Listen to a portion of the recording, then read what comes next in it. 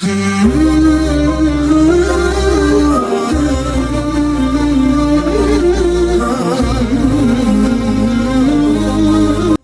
و نصلی علی رسولہ الکریم۔ السلام علیکم ورحمۃ اللہ وبرکاتہ۔ ہم امید کرتے ہیں ہمیں سننے اور دیکھنے والے خیریت سے ہوں گے، اور ہم دعا گو ہیں کہ اللہ تعالی ہمیشہ آپ اور ہم سب پر اپنا رحم کرم اور فضل نازل فرمائے، اور ہم سب کو دنیا و آخرت کی نعمتوں سے مالا مال کریں، آمین ثم آمین۔ لا ترجو الا ربک، اپنے رب کے علاوہ کسی سے امید مت رکھو۔ ناظرین کرام، ہمارا آپ سے اس پلیٹ فارم رحمت قرآن کے ذریعے رجوع کا مقصد بہت اہم ہے۔ پچھلے کئی سالوں سے ہم اس بات کا جائزہ لے رہے تھے کہ آج کے مسلمان پر جب بھی کبھی آزمائش آ جائے، چاہے وہ بیماری ہو، مصیبت ہو، کوئی جادو، نظر یا بندش وغیرہ ہو، تو لوگ اپنے رب کی طرف رجوع کرنے کی بجائے شرک اور بدعات کے ذریعے اپنے مسئلے کا فوری حل چاہتے ہیں۔ مثال کے طور پر، آپ کا رزق کا مسئلہ بابا حل کرے گا، اولاد حاصل کرنی ہو تو دربار پر منتیں مانگی جا رہی ہیں، اور دیگر مسائل کا حل بھی انسان شرک اور بدعات کے ذریعے فوری تلاش کرنے کے چکر میں رہتا ہے۔ آج کا انسان راہ حق سے ہٹ چکا ہے، لہٰذا ہمارے اس پلیٹ فارم کا مقصد یہ ہے کہ انسان کی صحیح راستے کی طرف رہنمائی کی جائے، تاکہ وہ شرک بدعات سے بچتے ہوئے اپنے رب کی طرف رجوع کرے، کیونکہ جس رب نے اسے بنایا ہے وہی اس کی مشکلیں حل کر سکتا ہے۔ لا تقنطوا من رحمت اللہ، اے میرے بندے میری رحمت سے مایوس مت ہو۔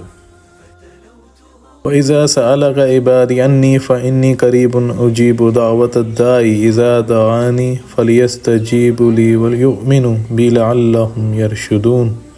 اور جب میرے بندے آپ میری نسبت سوال کریں تو میں نزدیک ہوں، میں پکارنے والے کی پکار کا جواب دیتا ہوں، اور جب بھی وہ مجھے پکارتا ہے، پس انہیں چاہیے کہ میری فرما برداری اختیار کریں اور مجھ پر پختہ یقین رکھیں، تاکہ وہ مراد پا جائیں۔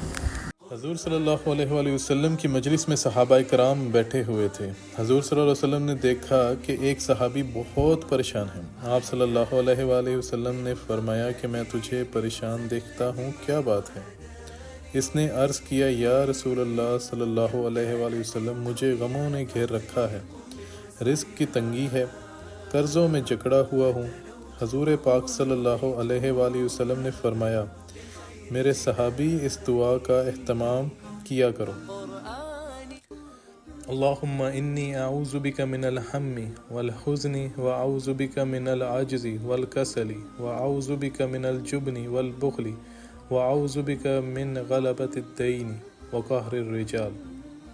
اے اللہ، میں پناہ چاہتا ہوں تیرے ذریعے سے پریشانی اور غم سے، اور پناہ چاہتا ہوں عاجز ہو جانے اور کاہلی سے، اور تیری پناہ چاہتا ہوں بزدلی اور بخل سے، اور تیری پناہ چاہتا ہوں قرض کے بوجھ سے اور لوگوں کے ظلم سے۔ وہ صحابی یہ دعا لے کر چلے گئے۔ کچھ عرصے بعد واپس آئے۔ حضور صلی اللہ علیہ وسلم نے دیکھا کہ بہت خوش ہیں۔ آپ صلی اللہ علیہ وسلم نے فرمایا، بہت خوش ہو؟ اس نے جواب دیا، یا رسول اللہ صلی اللہ علیہ وآلہ وسلم، جو آپ نے مجھے دعا بتائی تھی اس کا میں نے اہتمام کیا ہے، اللہ نے میرے سارے غم دور کر دیے، سارے قرضے ختم کر دیے۔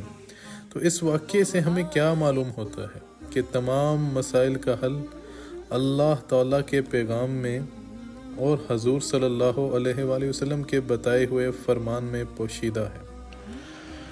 ناظرین کرام، آج میں آپ کو ایک ایسی کتاب کی طرف توجہ دلانا چاہتا ہوں جس کتاب نے ساری دنیا کی انسانیت کی رہنمائی کی، اور جو کوئی انسان خواہ وہ کسی بھی مذہب سے تعلق رکھتا ہو، یہ کتاب اس کی رہنمائی فرمائے گی۔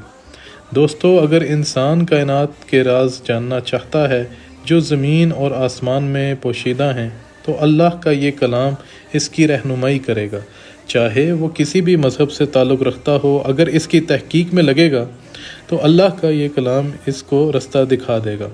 اگر یہ آدمی اللہ کی جستجو چاہتا ہے تو یہ قرآن اللہ تعالیٰ سے اس کا تعلق بھی بنا دے گا، اور اگر کسی مشکلات کا شکار ہے تو اس سے نکلنے کا رستہ بھی انسان کو مہیا فرمائے گا۔ اور اگر انسان جنات، جادو، سحر، حسد اور نظر بد جیسے معاملات میں پھنس چکا ہے تو وہ ان سب مشکلات سے نکلنے کے لیے بھی قرآن ہی رہنمائی فرمائے گا۔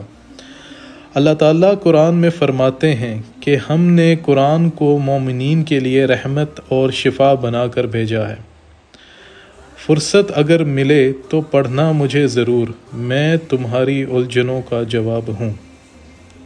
نبی کریم صلی اللہ علیہ وآلہ وسلم نے قرآن کو رحمت اور شفا بتایا ہے، اور ساری امت کے لیے ہدایت اور رہنمائی اسی قرآن کے ذریعے ممکن ہے۔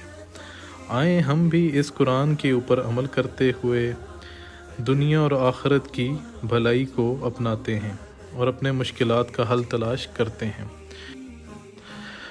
اس قرآن مجید کے آگے کسی قسم کا جادو، چاہے وہ افریقہ کا کالا جادو ہو، ہندو پنڈتوں کا منتر ہو، کچھ بھی نہیں ٹکتا۔ اس قرآن کے آگے سب زیر ہیں۔